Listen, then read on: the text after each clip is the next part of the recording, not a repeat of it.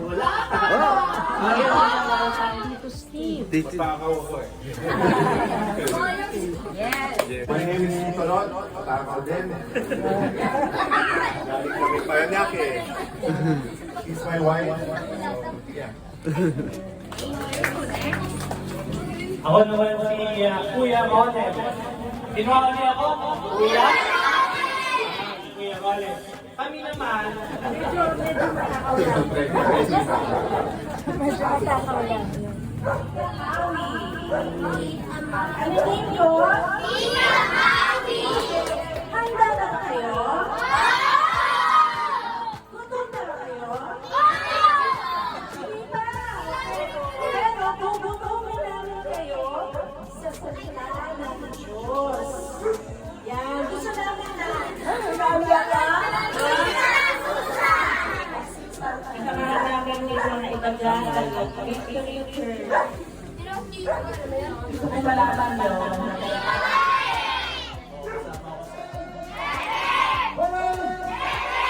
God is good. God is good. All the time. God is good. God is good. All the time. All the time. Yeah, palak.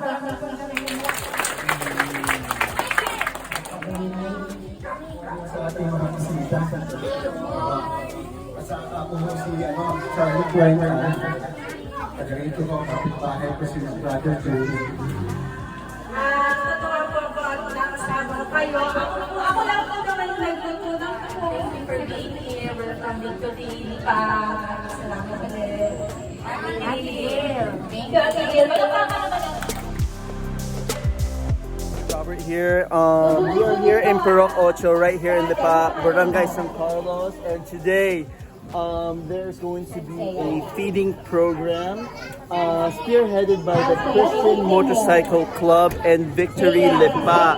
So as you can see, there's a lot of kids over here, big bikers over here, getting the food out. But for now, we're going to be playing some games. Just a special shout out to this event. Really awesome. And yeah, feeding the kids this morning. Feeding program is about to start. You can see the kids are actually lining up over here already. We have some goodies up here. Can't wait to see what it is. Hi, hello. Ayan.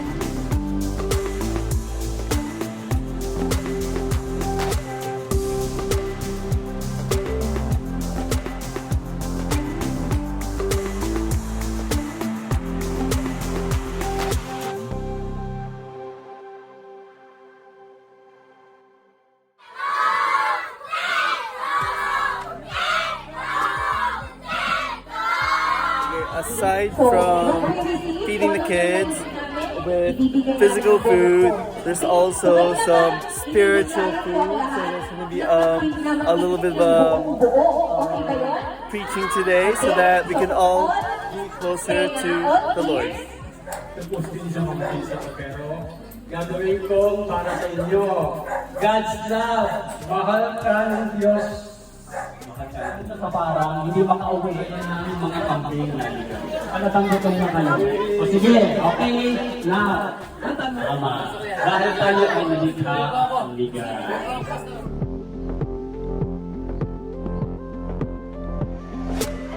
Malapit ako sa iyo.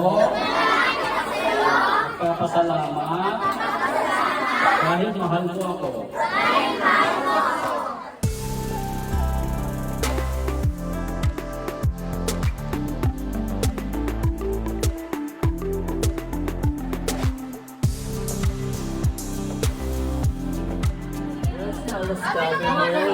Some eggs and garnished with some green onions and toasted garlic. Staples here, it's so delicious actually.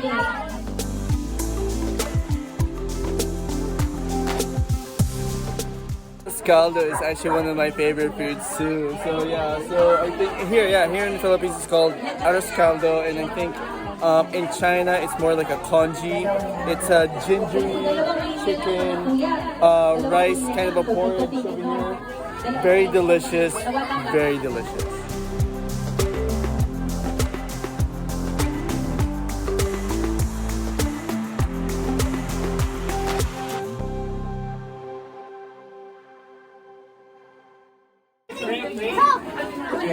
They're sorted by height, guys. Dear Heavenly Father, bless this food for us, Lord God. Father God, we surrender everything into your care, Lord God. including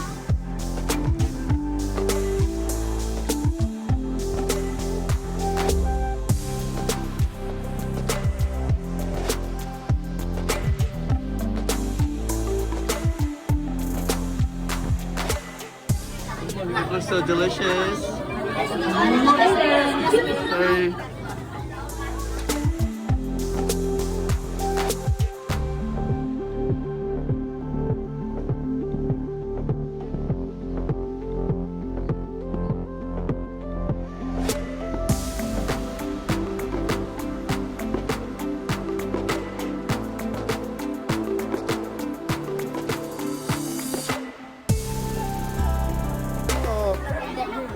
So ayaw mo yung scallions, di ba? Pero di ba masarap ba?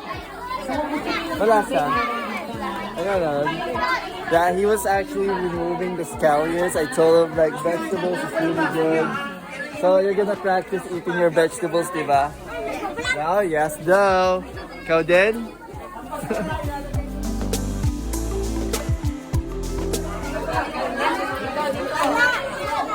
Okay, so the official name is the Disciple Christian Motorcycle Club.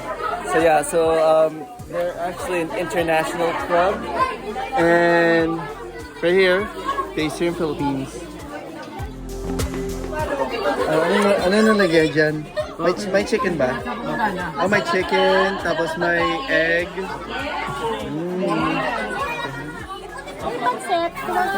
Oh, may pancit.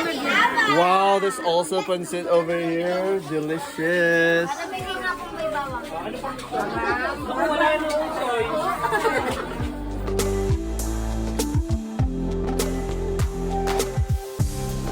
Hi kids, masarap. Masarap ba?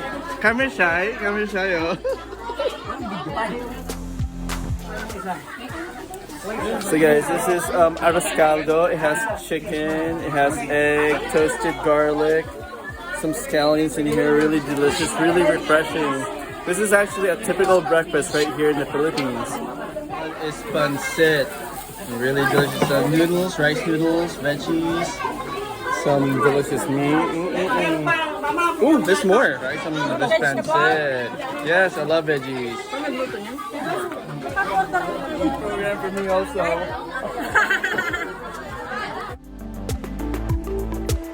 Well, that was a successful feeding program, and thanks to the Disciple Christian Motorcycle Club, victory, and on behalf of the Homeowners Association of Purok Ocho, Barangay San Carlos, right here in Lipa City. Thank you very much.